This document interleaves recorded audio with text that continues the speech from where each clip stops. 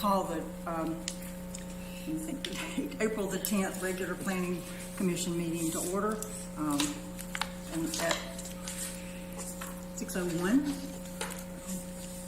The meeting is live streamed and being recorded on YouTube. The recordings will be available on the city YouTube channel within 2 business days, and it's also held in person here in the City Council chambers.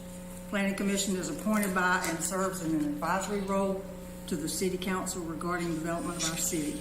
We are an independent group and are not employees of the city. I'd like to introduce the commissioners to you. Curtis Arnold to my right, Larry Allen to my left, John Crowley left. And you're the vice chair, correct? Yeah, I think that's how we're done. Yeah. I had Larry down, but I think we changed the election. We changed it. And then Greg Rice on the far end, and Hyatt, and Dick Curtis, and Jackie Myers is. No.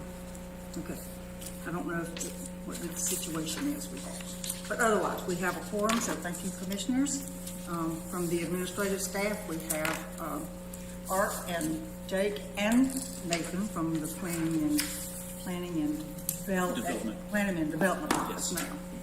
Steve Price from the IT Department, our staff, Kelly Winchester is our secretary, and that is all that are here tonight. So, the public session is now open regarding comments and questions which are not on the published agenda tonight. So do we have any of those?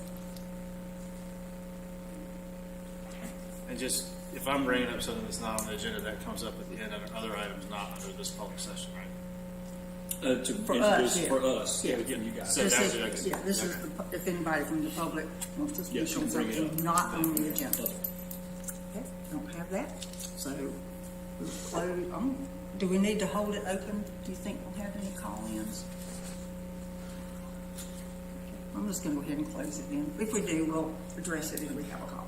So the public session is closed.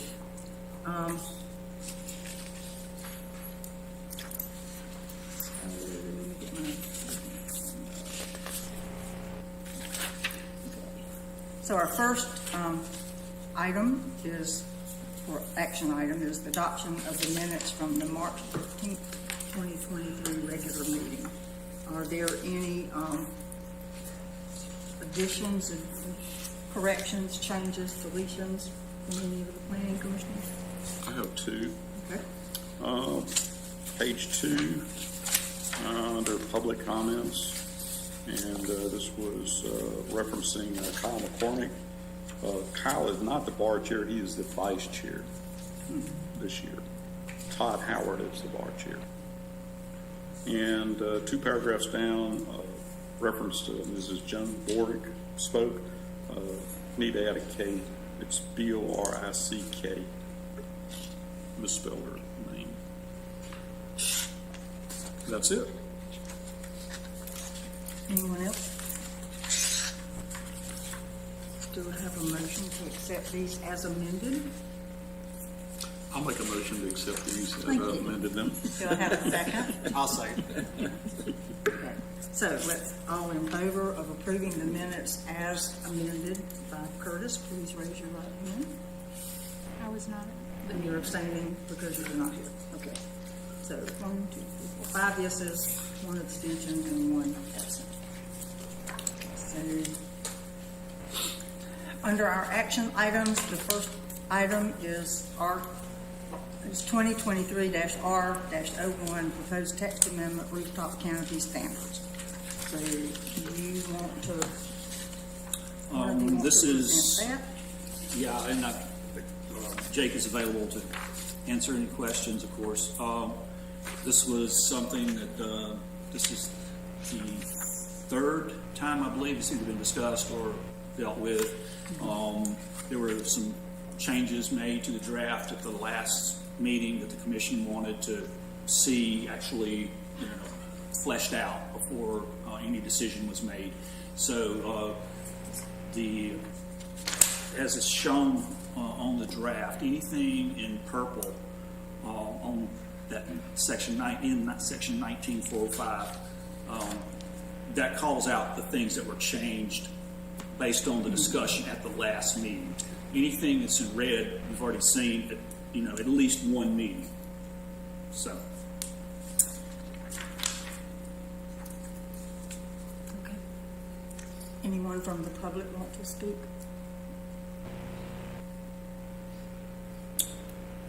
Okay. Commissioners, what are your thoughts? Oh, I'll lead off. I've got a couple of comments. First one is, I've done this down in Charleston, and it really looked nice. There was an article in the paper I saw in the Charleston paper about that, and it's been very positive. With that in mind, I'd like to make a couple of comments on the 19405 section on the rooftop canopy. The first item on paragraph 2, it talks about appropriately licensed engineer. I think that really ought to say South Carolina registered engineer. It kind of leaves it open to someone that may not be licensed in the state of South Carolina to perform that, which would be not a good thing, since they wouldn't be essentially cognizant of the rules and regulations for the state of South Carolina. And the second comment I had was down in paragraph 6. We talked about the weather station, and all that's fine and good, but it just simply doesn't tell you what to do with the information once you have it. And I thought we talked about that a little bit at the last meeting.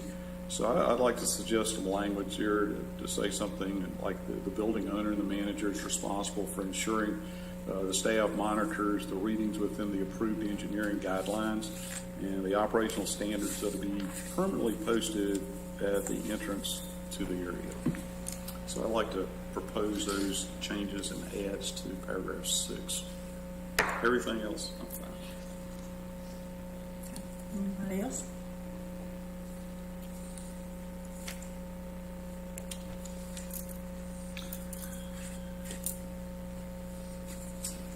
No, I'm just, I would just, are you asking if there's suggesting a different, because number 7 there says that there has to be a sign with a detailing an approved safety plan. Are you suggesting a separate sign or making it part of that sign for the weather, specifically for weather related, or is that safety plan the weather related safety plan? I think it ought to be all inclusive, John. Okay. So I just one think minute. you just need some instructions on what to do with the information that you're receiving. I mean, it's nice that we got the paragraph covered, but it really doesn't tell you what to do with it. And I think that's the whole point of actually having the paragraph in there. Like we have a weather station, but we don't, it doesn't explain what to do with the information. That's right. So you, But wouldn't that be included in the safety plan? Maybe, maybe not. it would, yeah, the way it's listed, it doesn't have to be included Yeah, according to that- this, but. So are you wanting us to come up with like, oh, if it registers 20 miles an hour, 25, or is this? No, that's strictly up to the engineer. Okay.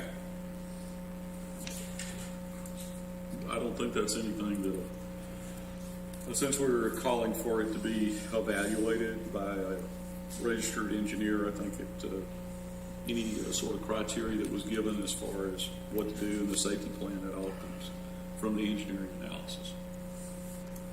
So could we add something to number 7 where it says the approved safety plan post and visible safety plan to include engineer approved wind speeds and action items or something along that?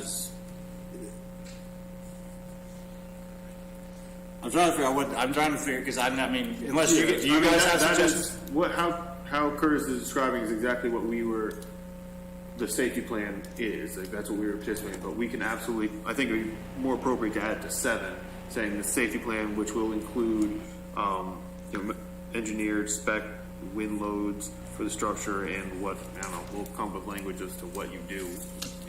We'll figure out something, but just kind of explaining what the safety plan will include. Okay, and it just while we're mentioning that, also, is that with this being an add-on, possibly metal structure, and I know it's going to be engineered and everything, but a structural engineer and a safety engineer are some kind of different. But it just occurred to me, like, is this going to be like rounded, or does lightning need to be a part of this safety plan or anything like that? Since you're going to, like, I know they were talking about doing a metal structure on top of Shepherd. Does that, like, oh, if there's lightning strike within, you know, like they sound off the alarm at the stadium and things like that, is that going to be part of it to clear it, or is that it's grounded, don't worry about it, just like if the building gets hit, it's not like everybody inside gets fried because the building is properly grounded? I have no clue. I think your professional engineer would have to determine whether it met the IEEE standards for grounding.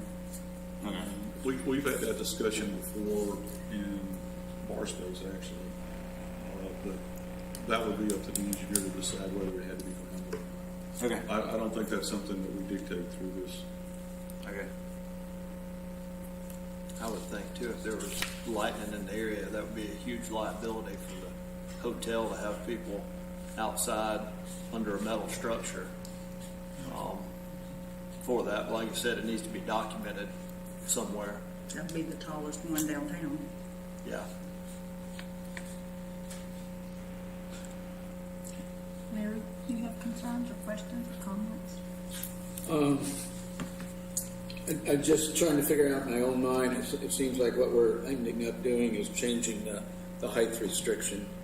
Now we're moving from 65 feet to 65 feet plus a canopy, which obviously does change the height restriction on there. And I'm not quite sure what the implications are of that, but it's something that, as I was rereading this earlier today, just sticks in my mind. What are going to be the unintended consequences of passing this? And I haven't figured out what those are, but it's something I spoke about last month. I wish I could come up with a crystal ball here, but I can't. But it does concern me that we obviously are changing from 65 feet now, making this option available to any hotel that wishes to do so. I mean, I welcome some hotels downtown, but we only have one. I mean, I don't know. Because isn't this only limited to hotels?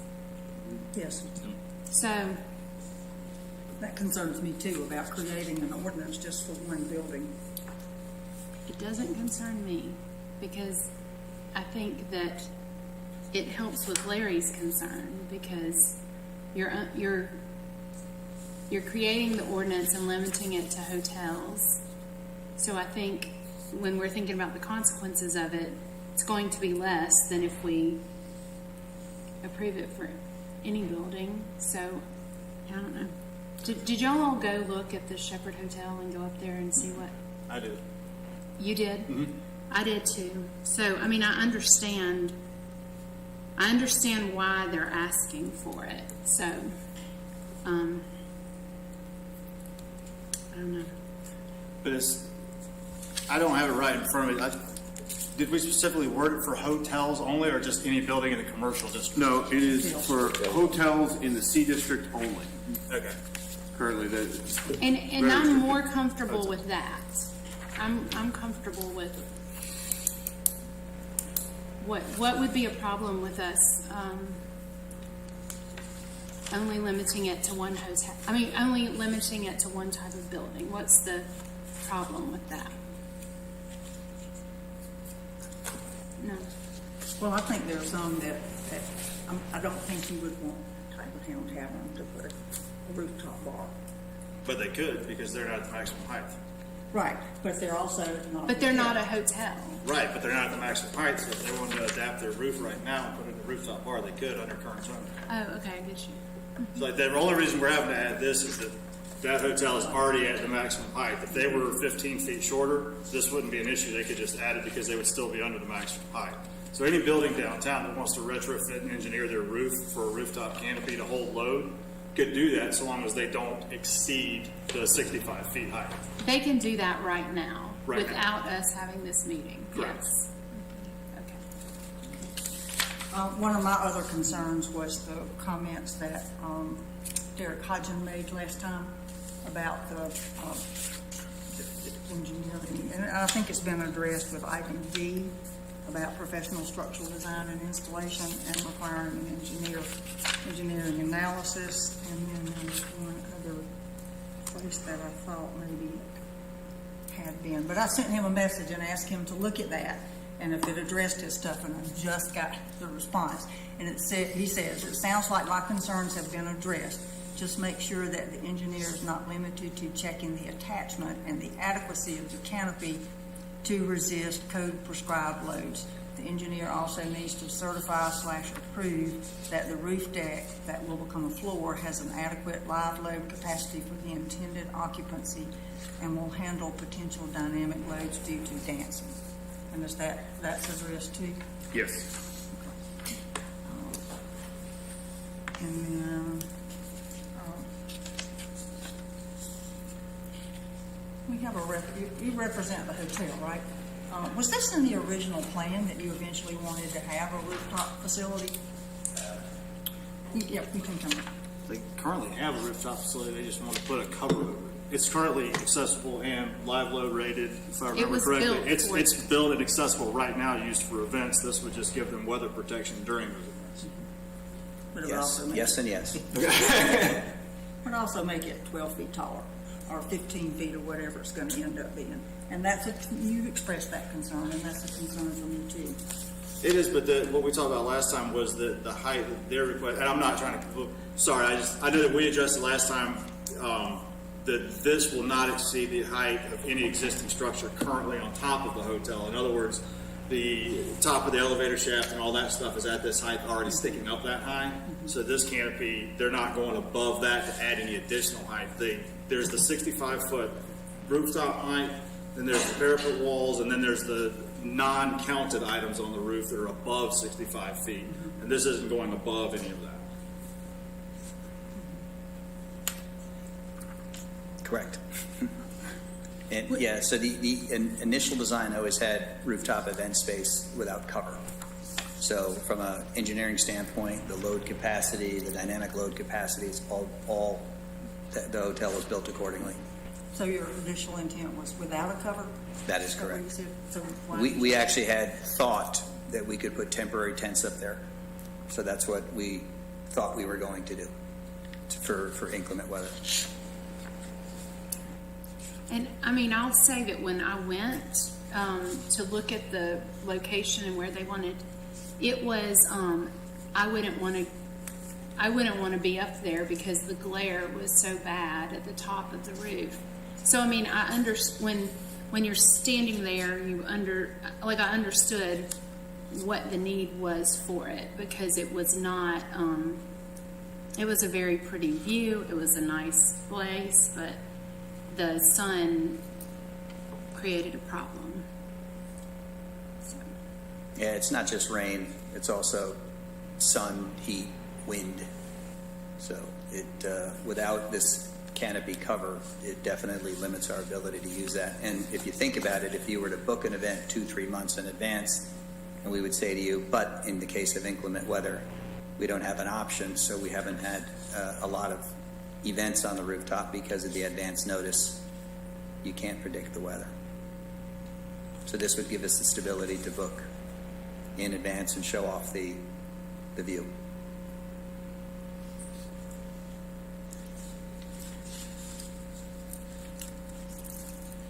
Anyone else wish to speak? I guess the other aspect that we've talked a little bit about is the bar is going to dictate how the offsets off the edge of the building are going to be, so they won't be visible from the street level. Does it say So that? I think that's, Number 4. I think that's an important feature to mention. But also at the same time, they are a little restricted on that one side. So I think you had asked for like 10 feet or so. That won't work on that one corner. 5 is about all we can do. But I don't think that, personally, I don't really think that's going to be a significant issue as far as visibility from the street. Which side are you talking about? This is the one that's facing The small- college. the small We're side. We're on the corner of the short corner of That has facing the- college. And The one that has the Yeah. two little indentations? But that's pretty well dictated by the geometry of the top of the building.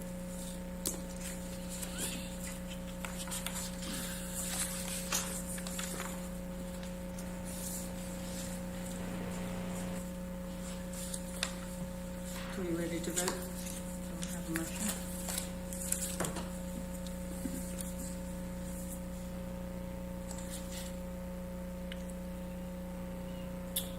Okay, I'll give you a motion to approve the section 1905 as amended for adding section 10 for rooftop canopy with the changes that we've discussed and the minor adjustments that I've requested that we make, including the reference to the South Carolina engineer, as well as monitoring the readings with the engineering approved guidelines in mind.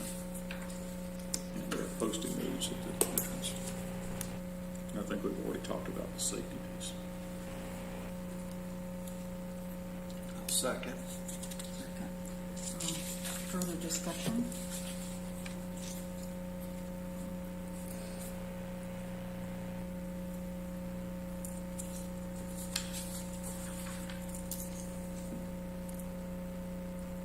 Are there any other comments or concerns?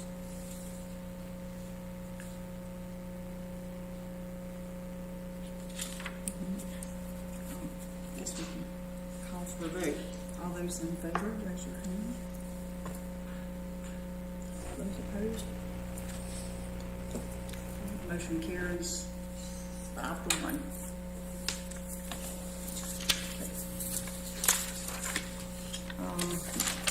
Next item is the proposed amendment of Planning Commission Rules of Procedure, Article 8. Art, do you want to address that? In 2019, City Council amended the rules of procedure to allow their members to use electronic means to participate in meetings. City code requires that all boards and commissions for the city to operate in conformity to whatever council does. So they have now, at the last meeting, they've taken second reading on a change to their rules of procedure, which happen to be in city code as well. Yours are not. But the result of that change is that the commission has to match in substance what the council is doing.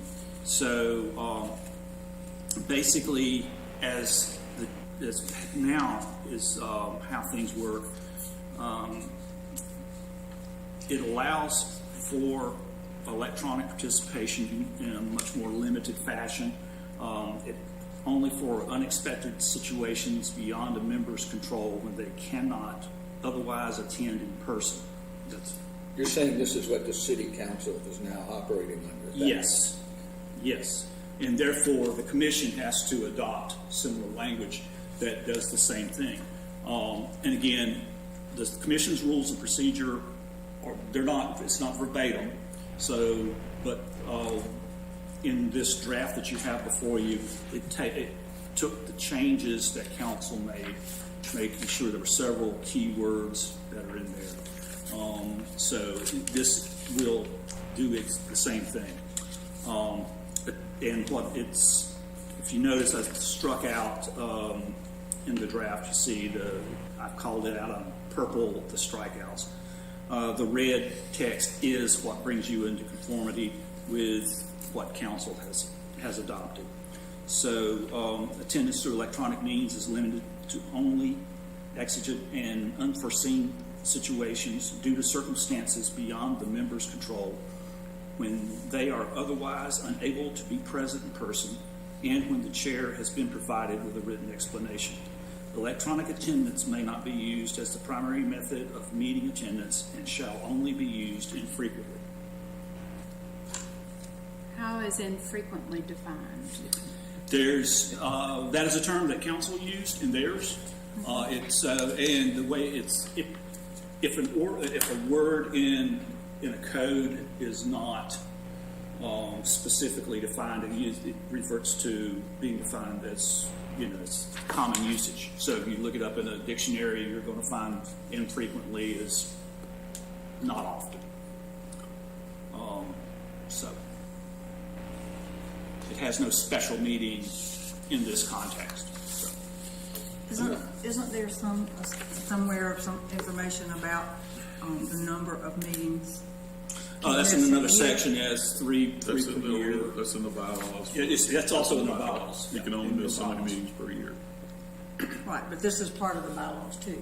Yeah, no, this amends your bylaws. And there's a provision in the commission bylaws that, I don't know when it was added, it's been in there, and it's the way it's been operating. Again, this is not part of a code. These are your bylaws, which state law allows you to have. And so it's, instead of having like a second reading, as long as you have had 10 days to review, which you have, I made sure kind of at the time, that one vote's all you need to do the amendment. So if you vote tonight, this changes your bylaws to bring you into conformity. Where does a chronic illness fit into this that precludes a person attending? I mean, I've read it a couple of times, and I wonder if somebody has some medical impairment that doesn't allow them to attend. The expectation, my understanding is that the expectation is you attend. And when the remote attendance was allowed, that was an option. And now it's been limited. You still can attend remotely. Notify the chair in advance, and then we'll try our best to make the arrangements. So But it's if very you're, limited. if you were planning to be back, but your flight was delayed, or like an extenuating circumstance, or you have surgery and you've got to stay in your house for 4 weeks or something like that, these are extenuating circumstances. Something that you can't do anything about. Yeah, something is beyond your control. You can't, any decision you make can't impact it one way or the other. I guess I kind of read it as it's pretty much up to the chair to evaluate it Yes. by the written explanation. That being said, the word that you use for the exigent, I had to look at my Black's Law I actually Dictionary for looked it that. up too, because those are And council's terms. it actually is, it's a legal term, and some of the references there are imminent danger, community caretaking, just a sense of litany urgency, yeah. I thought the word rare was much better to be placed there rather than, I don't know whether the council used that word. Yes, they but- did. But I think that's, I'm no English major, but I don't think that's the right word. It doesn't address the situation well at all. It's more for a legal term for imminent danger, and I don't think that's what we're talking about. Well, I mean, I think it's broader than that. without nitpicking on the word too hard, this brings us into compliance with what council is doing, which is what we need to do. And you're still allowed 3 absences without an excuse. Just skip if you want. I'm not suggesting anybody do it, but technically that would be allowed. But this would allow, under exigent circumstances, if you could attend remotely, then I guess that would prevent you from having an absence from that meeting. So if something comes up like a family vacation or whatever, and you're like, this is the only time we can schedule it, it doesn't qualify as an exigent circumstance, I'm just going to let you guys know ahead of time I'm not going to be there. That's going to be one of my absences this year. If there's anything you really need me to comment on, send it to me ahead of time and I'll email you my thoughts. So it's not like if you don't meet this definition, you're going to get drugged before city council and thrown off the board or anything, I don't think. I mean, I think we need to just look more at this as this brings us into compliance. This is what we need to do, and that's kind of where we need to be on. And these are the meetings, or are they also the, Workshops. yeah, they're the workshops too? Yes? I think that's where it comes down to the chair having some input. Yeah, it includes But that may be workshops. something we might, It does say workshops on here. Yeah. does it, we added that? Yeah, it's on here. It says meetings, workshops, and other Okay. commission Well, that events. clarifies it. Yeah. Yes, I couldn't remember that. Okay, well, I'm gonna throw this out there, side note. I didn't really realize this until I got on planning commission. Today's the day after Easter. Martin Luther King Day, National Championship. It just seems like, President's Day, planning commission meets on the second Monday, and it's public school holidays. And so, you know, I mean, and maybe it's just me and I have children in school, but that was a, you know, you don't know it ahead of time, and you start looking at the calendar and you're like, wow, every public school holiday is a planning commission meeting. So when we're also including workshops, it's gonna, it is what it is. We can set that. It is what That's it not a is, set- but I'm That's not a just- set date, so we can set the workshop to avoid those kinds of things. Yeah. And if it's an actual holiday that the state observes, right, we don't have it then, it gets Right, we typically, Yeah. when the city is closed, right. So there are a lot of them that it wouldn't cause a problem. And in the past, if we were in the national championship, we generally. that was always. That's we jump with it in changed. advance. It's changed. Yep. Okay. But I believe the attendance requirements as such, missing 2 for the year, I believe that's what's in there. I don't think that's applicable to the workshops. I think that's only for the primary meetings. That's the way we've interpreted it. But this says it But right it here. says that you're encouraged, but the requirement for missing 2 is, I think, It's 3, restricted right? I only think to the, that's in another section. Yeah. I think that only is referred to for the formal meetings for the monthly meetings. And it is 3, right? 3. Three absences. But I think That that's. I remember. Okay. I don't think that's unreasonable, because if you have, I mean, you can use one of those absences for not anything excused. If you want to go on vacation, you can miss one without any problem. So I don't see a problem with it, because if it's a regular holiday that the city observes, we don't have a meeting. If it's one like that one, and that happens to be something that's really important, and you have maybe been conscious Right. about attending, then you can miss that. The problem with people participating remote now, for me, is that when we were all remote and we were all on Zoom, we could see each other, we could talk, and we could still make it happen. This time if we have somebody on Zoom, we don't see them, we don't know if they're actually there, we don't know if they're still connected or not. We've just run into some problems with that, and it's a concern Yeah, I because they're agree. not able to fully participate. Yeah, I mean, I still want to bring it back to, I think we have to do this. Yeah, it's not a choice. Yeah, I mean, in some form or fashion, you have, But we Commission needs can to- send a recommendation that city council change their rules, and then we can change ours behind them if we think something's unfair. But as for now, I think this is just where we gotta be on this. I don't see this as, you see it as unfair? No, I think it's fine. Yeah. Because it still gives you it doesn't mess with the attendance of don't miss 3. This actually still gives you an option of I can't be there, my car broke down, but while I'm waiting on the tow truck, I'll FaceTime it or whatever, and do what I can to attend as long as you approve it. So it gives you the option not to have one of those absences, but I don't see a problem with it. And if you want to recommend another word, we can pass it to council. No, but I just really don't think that's the right word there. But if that's what they want, fine. We'll go with That's it. the term they used. We'll And go that with may have been imminent Mary, danger of- Mary gave them that for word. better or worse. Okay. Any other discussion? Do I have a motion? May I have a motion?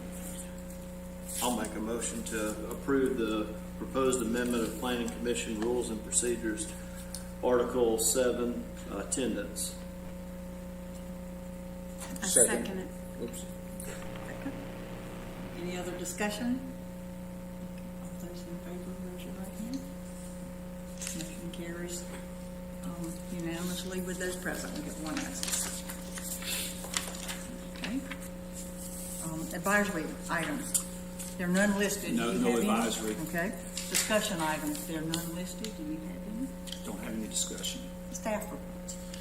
I've got one up front, just to kind of inform you that the Clemson Meadows, make sure I get the right one. It's the one off of Hunter Avenue. They're ready within the next day or two. Probably be ready for the final plat to be presented, and the engineer he's received what was probably going to be the final version of the bonding that they're bonding everything they're not going to have done. He's approved the numbers in a draft, so I expect the final plat will be complete here in the next few days. The chair has to sign it, of course, and we'll be in contact with that. So I know of no other issues. That I've been out through there. I believe, from what I heard, that they will be putting down the binder coat on the streets here. If it's not already down, it'll be coming up very soon. And then once they get the final plat recorded, they can sell lots and start actual construction. Are they elected, were they able to get the highway department to approve the sidewalk down that street? I've been by there a couple of times and I really couldn't decide whether that happened or not. I can't. I know it's not in, and I don't remember that. I know that was a. That was a point that we made here. Yeah, they were trying. If at all possible. And they were willing to try, agreed to and I do never it heard. as long as SCDOT would allow them to do that. Yeah, I am not sure that they actually got that because I've not heard it mentioned. We'll double check on it. We were hopeful that was going to happen. Yeah. I don't think it did, but I'll double check. I'll make a note and then I'll let you know. And I think Nathan has something too. I asked Nathan a question about the comp plan Yes. process. Sure, Elaine asked me to speak to the comp plan. We issued an RFP and got several responses, not as many as we had hoped, so we issued the RFP for an extended period of time. It still didn't get as many as we responses, but we do have several really good ones, two that we think that we're going to interview. And we'll be asking some of you to be on that steering committee, Elaine obviously, but then throughout the process, we really hopeful, not that people go towards your reactions as if you can, but really hopeful that you guys will be involved heavily in that process. I think all of you that have read the comp plan know probably have strong opinions about it, and we would like to make it a really user-friendly document, and we think that we have two really good firms that have a lot of, one that's out of state, but has quite a bit of experience in South Carolina, doing some comp plans I was really impressed with, and then one that is in Columbia that will also have a ton of experience in comp plans in South Carolina. So I think that's helpful. There's state requirements for the nine pieces that we have to have, but then a large portion of it is up to you guys of how we want the city to look for the next 10, 20 years. But I think I've heard from most of you, and it's really important that we get that condensed and user-friendly. My hope, and I know Art's hope, would be that we can flip that thing open and look at it with no planning knowledge whatsoever and know how things work around here in the planning department. So that's the goal. And Elaine may have other things to add there, but that process, going back to the real update here, we'll probably do those interviews in early May is the hope, and then move from there. So, yeah, one of my concerns when we started talking about this process and bringing in a firm to do that was that it was kind of glossing over what the Planning Commission's responsibility was, and I wanted to make sure with Nathan that we're on track. And if you read this is the Enabling Act that talks about the establishment of the Planning Commission and responsibilities. Local Planning Commission shall develop and maintain a planning process which will result in the systematic preparation and continual reevaluation and updating of those elements considered critical, necessary, and desirable to guide the development and redevelopment of its area of jurisdiction. And I wanted to make sure that the Planning Commission was in from the ground floor and heavily involved with it and let them guide us as much as anything. So, the comp plan, Planning Commission did the last one, but what, am I understanding that there's gonna be an outside firm that's gonna do? That's going to guide it. That's why I would look at it. Is that what you would say, Nathan? They're going to guide us with it? Yeah, so currently our comp plans It's very lengthy and approximately it's lots of words, yeah, I get it. approximately 400 pages. Right. The last thing that was tackled was you're required to do a comp plan every 10 years and an update every 5. So Yes. the last thing that happened was an update. Right. So then this is it's helpful to have outside eyes always, to look at it. So they'll help, they'll look at our current thing, look at the last update, look at the previous, and synthesize all that and give recommendations. But by no means are we throwing what we have in the garbage and starting from scratch. It'll guide what we've got. And part of it there are elements of the comp plan that legally have to be there under state planning law. So those will be there. But if you look at really good comp plans, and even ours now there's a section in there of, this is our vision for the future of Clemson. Like that, this is the time where we can really look at land use patterns and transportation patterns of how we want that to look going for the next little bit. And a firm, I think the benefit of that is we could absolutely have someone in-house do nothing but work on the comp plan. And what an outside firm provides is time. A lot of it where they'll have time to, redline every page and look at it and with a new set of eyes as well. And not that we're not also going to do that, but we'll do anything. Does that answer your question? Yeah, I just wasn't sure because I knew people on planning commission that invested a lot of time and energy in the last update. So then I was wondering if we were hiring an outside source to replace us. No, no. Can't do. Legally, we can't. You have to. Okay, I'm just making sure. Everything that they recommend. So what their role will also be, the community will be involved in this. Yes. They'll be visioning nights and things like that. Their role will be more facilitating that and actually putting together the final publication. Okay. But you guys, as well as council, as well as some members of the BZA, the AR will be involved heavily throughout this process. I'm hoping that several times throughout the process, I'll be able to send you drafts of the whole thing or drafts of sections that you all can provide comments to me, and then I can provide comments back to consultants. And I definitely want this to be a very involved, together process. So the residents, the citizens, and the planning commission and the council are the ones who are in the trenches. And so we know what impacts us and how we'd like to see it. And the outsiders don't, but I think the two together can come up with something that's really good. Well, I think their main role is going to be to kind of help streamline the performance of the document, if that makes sense. Where, like we have the long, lengthy idea, they're not necessarily going to come in and change what section 3 is saying, where we want to develop, what we want to put wherever. They're just going to take our 40 pages and say, we can say all this in 10, and we can say it where people can understand. But you said land use, and so Well, yeah, and that's that gets kind of scary around here. Planner speak. Land use is a section of the comp plan. Yeah. It's one of the 10. So Clemson actually has an extra section because there's a town gown section for Clemson that most of the comp plan won't have. They don't have a university like that. And I'm not going to put myself or Art on the spot to name them all, but those are required. But John's right. I mean, what we have right now is very lengthy. What I would love, and I've talked with Elaine about this, is when you say, what do we think about this?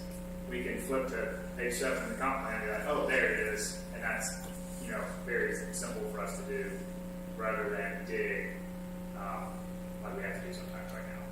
And I'm not saying that what we have is bad. I'm just saying it is not user friendly. It's going to be like infographics. Is that sort of like? Yeah. We're also asking. We asked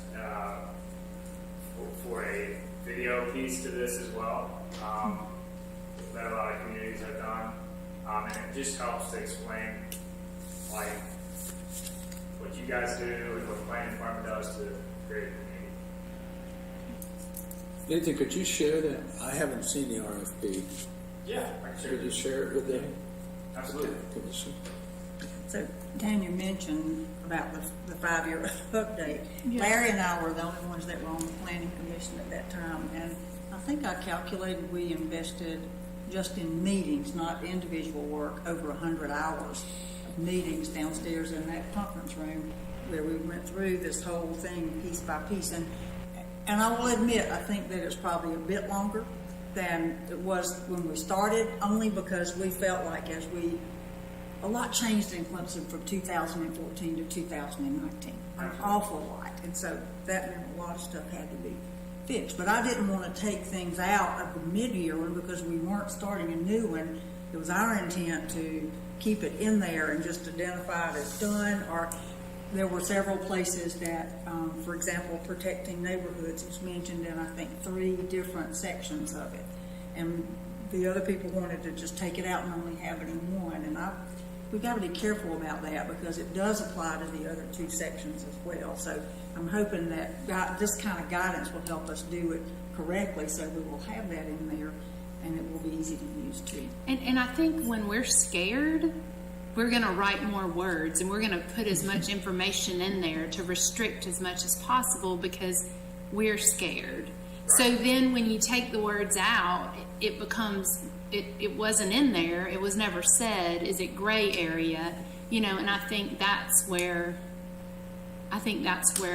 we all are. Yeah, and you have to remember, like, your comp plan is not your zoning code. Your comprehensive plan is your guiding document, but your zoning code still drives decision-making process. But if we want they to- go hand in hand, and there may be some zoning code changes that need to come from the comp plan process, and those are things that we did, but they are 2 separate things. So the comp plan's going to kind of drive the zoning stuff, right? So if we want to make some changes in zoning, it needs to fit with what our plans were in the comp plan, what we wanted to do. Yeah, really they to fit it. they have to It needs to reflect match. one another, for sure. And I think that exactly that type of recommendation is the benefit of having someone from outside to say, hey, you got this, now you have work, you put all these hours into this wonderful comp plan, but some of the things that in other parts of your ordinances or codes don't reflect that. They can help us there. And that's like, just off the top of my head in that little section, something like what you said, in 3 different sections it's mentioned about protecting existing neighborhoods. Well, instead of maybe having it spread across in those 3 sections, maybe if it's that important, we have a separate 1-page or 2-page or however it needs to be a separate section. It's titled Protecting Existing Neighborhoods, and that way that's your place to go. It applies to this, it applies to that. And that's what I was meaning with they can come in with the performance of the document, and it doesn't lessen the impact of what's in there. It just makes it easier to use and find. Yes. So I'm glad I then gave you the opportunity to give you an update on what's happening. The main thing is I'm going to pester all of you very much throughout the month of May and June. I know there's going to be a lot of vacations. But when we kick this process off, I expect all of you to tell me to stop emailing you at some point throughout the summer. And that's fine, but we definitely want your involvement as much as you're able to give. Yeah, I look at it as our responsibility, so we want to be, I think we want to be involved with it, but we want Right. help to make sure we can create the best one for us. Yeah, and there's some really good, Art and I thrown around some, there's some really good examples, even in our state, of really good comp plans that are very user friendly, and they are some of the usual suspects that you would think would have really good comp plans, but and we want ours to be as user friendly as that. So could you send us those I think I know some of the ones you're There's a couple, talking yeah. about, but could you send us some examples, and maybe as this Yeah. process kicks off, we can review those to give us there's a lot of ideas. people are on the same. A lot of communities are on the same schedule. So a lot of people are redoing theirs at the same time we are. So And so this, you said 20 years, so this will be this will be through 24. 44 through 44? Yeah, so we're 20. Yeah, Can we just make it even 250? I mean, 2050? no, we can't do that. Sure. We'll cross Well, that I've seen them that go way more than 10 years or 20 years or even 25 or 30 years. Right. I think it just gets tough because like what you said about how Much things I don't change. think it, And Imagine we're still writing gonna a have comp to plan do in the it. 90s for 2015. Well, we're Yeah. still gonna have to do the 5-year review, we'll still have to do a new that's true. updated one every 10 years, but right now, we're looking at 2044, and it will have to be completed and signed by council by December of this 2024 or 2023? December 20. I didn't know if it was January or We'll December. be done before then, I promise. But- December, yeah. I can't promise, I shouldn't say that. Well, we were pushing the limit to get to We that better be done deadline before December. for the 5-year thing. Okay. Any other questions or concerns? Well, I've got a couple comments. I'm glad that Nathan has given us an update on that. When I read the paper recently, it alluded to the fact that the comprehensive plan was basically off and running. So I had written some notes myself saying, Well, we hadn't. that, well, it was in the paper that it basically implied that it was actually off and running, which alarmed me a little bit. But being someone that was involved with reviewing the comprehensive plan last time, did your favorite town and gown. I got a lot of energy on that. Okay. We got not a lot of energy back on what we wrote, but that's one of those areas that I'm very interested in. We will sign you up for that. I'll be happy to take that one back on again.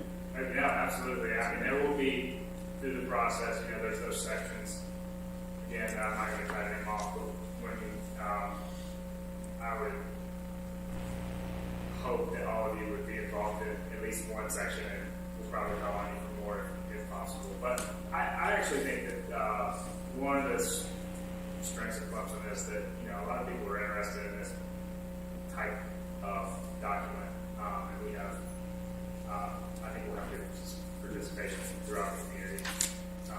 But no, it is not off and running. So I don't know what they, I just read the headlines. That wasn't. yeah. I'm sorry, yeah, that's not, it's not off and running. The RFP might have been out and off and running, but the process has not started. I read it pretty much in future tense, the way it was written, for better or worse. Okay. Any other comments for, under the staff report? Do you have any other comments or? No? Okay. All right, okay. Then we are at, did we do okay, Kelly, tonight? You're gonna be out here by 7. Other items, planning commission representation at council meetings. The amendment would be going forward. The first thing would be to get a public hearing date scheduled. For, The canopy, the counties, yeah. Yeah. Will that be on the next, will that be? probably request a public hearing date. But it won't be on the next council meeting agenda. No, I mean, it'll be 15 days following that, It'll go then to- that'll, the hearing Right. date. First Yeah, of so I all. mean, Right. but so, I don't know of anything that would necessitate a representative commission at that meeting, because it literally will be requesting a public hearing date. Okay. Future workshops and other events? I'm not aware of any, have anything we've talked about, or anything coming up. Okay. Well, we do have a wedding coming up, and I really think we ought to send Kelly off with our best wishes and are you changing your name? So you'll come back with a new name? So we wish you the best and share some pictures with us when you come back. John had. Oh, you, Yeah, we definitely don't have to get into it. I just wanted to mention it to try to get it on as a discussion item for the next meeting. Okay. But it come to my attention, I wasn't fully aware that PDs in the architectural review district don't actually have to go before BAR for final approval. And I didn't know if we wanted to discuss maybe proposing an amendment to council under the zoning that even if it's a PD in the overlay district, architectural review district, that it would add that as a requirement to PDs, because currently right now, once it's finally approved, it's done, unlike any other building, it then has to go before BAR for final approval. That's been proposed since I was on the bar. Oh, was it? 2 or 3 years. It's been out there. I really think somebody needs. I'm not exactly sure what the proper way to to handle that, to put it into code, but that was always, when we did the more recent one with the bar, I think that's appropriate. We always talked about that during the bar. Well, maybe we could PDs need to be in there, so that really, I guess, goes under the code section for the BAR, I suppose. I don't know if it would go under bar or PDs, but could we draft a, just something that way it's not like, well, you guys take this up. It's like, here's what we came up with, y'all approve it or shoot it down or remember. And that way it's easier for them to have something solid in front of them to go forward. So what's the So original? what was the benefit? What's Why? the original purpose? Because of having- Pete- because- No, not that one. I want to talk to what's going on right now with the current thing. When you have a project that goes to BAR for approval, why? Why? Why do you have a project? Why does it go to the BAR for approval? What do they do? They look at the My question, I'm aesthetics. asking that kind of a loaded question. No, Because if there's a purpose for you, like reviewing the building design and all of that kind of stuff, I don't see why this wouldn't be included, a PD building. Right, but it Yes. doesn't stipulate that. Right, so we need to fix that. We need to add that, and that's been discussed. 'Cause I think it's for critical. the last- Right, like we had Bar come in and advise That's right. on our review of the Right. PD, but none of it's binding, none of it's this, and if you don't, you could wind up with 3 PDs next to each other that look terrible, whereas Bar is designed to put our best foot forward in our most public areas, and I think having one particular zoning exempt from that doesn't work right. So why did that ever happen to begin with? Because a PD is its own zoning district. So when you redo it, it's not like something that's allowed to be done in a new district. When something gets rezoned as a PD, every regulation you write from scratch for that specific project. So nothing carries over from anywhere else. I think it either just got overlooked or people considered, since we're reviewing an entire project, we'll be looking at aesthetics and materials and all that anyway. But since we have a dedicated architectural review board, I think would be good to have them doing the job that we have them there to do. Yeah, I think it's just a lapse in the way it's been written. Yeah, I don't think it was anything intentional. I think it's just one of those things where since this operates, it literally wipes the slate clean for that piece of property. There's no restrictions except for what has been written going forward. So that just needs to be included in. Yeah. So how do we make that happen? Well, you want a discussion item, and we can. But I mean, we can talk about it, but how do we make it happen? Do we But create you a- amend code? Amend code? I mean, So- Planning Commission amends? We would draft a recommendation ordinance to send forward for send council. to council. For their consideration, if they want to do it, of course, then they would adopt it into code. So I guess we're looking at a staff recommendation on where we put that in our codes, that we include that as an action item during PD reviews. Where's the appropriate place to put that? Maybe bring it back and The we'll- PD review process is probably spelled out as well as anything else in the code, so that's probably where you would put it. I say spelled out as well. It's as detailed a process as anything else I can think of that I have seen in city code, because it goes through not only like the 3 meetings or the 3 sessions with the planning commission. It gets into the intent, the reason it's there, and what is expected out. So you have such a detailed process already. I would think that you would add that there as another session somehow, except it being with the BAR. Well, I didn't know if it would be something where it's like, okay, we can do first and second appearance before us, but then before like the final vote, go to Bar approves it, and then before our final recommendation to city council, Bar comes in and says, we've made these changes, here they are. And I don't want to, we can discuss this more, I don't want to hold her up too much. Because I promise, I know, I said really quick, I just want to get it on the agenda, so I don't want to turn this into 20 It'll be a minutes. discussion item on the May agenda. And you'll bring back to us the procedural stuff we need to do. Yeah, we'll have some ideas. I just have one quick question. Where do we stand on the Signet PD? We are on hold in terms of What have they said? they What are said they doing? they requested to pull it off the agenda, and they would be submitting some changes. That's the last I've heard.